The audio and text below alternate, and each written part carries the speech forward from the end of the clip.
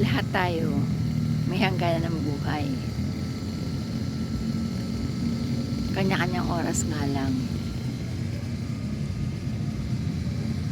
So,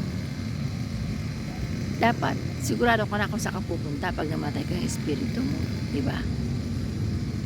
Tapos, saan ka dalaga kang iyong katawang lupa pag nawala ka na. So, dahil ayoko mamroblema pa yung mga maiiwanan ko sa buhay, kaya nag-invest na ako dito sa Heaven's Gate. Para, hindi na sila mamroblema pag nawala ako. May paglalaga ka na ng aking katawang lupa. Total, sigurado na ako kung saan pupunta ang espiritu ko eh. Yes. Siyempre, sa langit.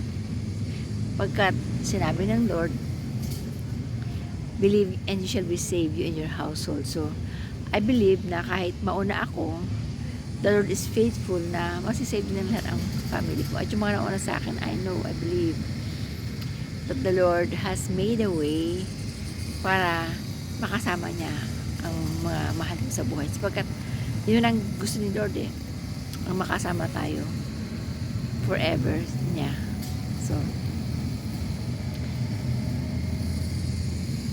hindi na sila mga problema pag nawala na ako. Alam nila kung saan ako dadalhin. Diba?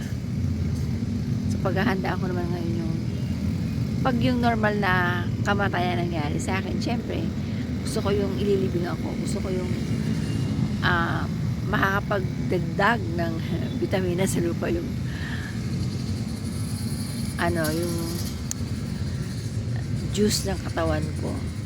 Diba? So, ikaw, nakaplano ka na ba? Naplano mo na ba yung forever mo? Yung spiritual life mo? Tapos kung saan ilalagay ang katawan lupa mo? Mahal mo ba mga kamag-anak mo? Ayaw mo ba silang mabigyan ng problema? Invest na dito sa Heaven's Gate.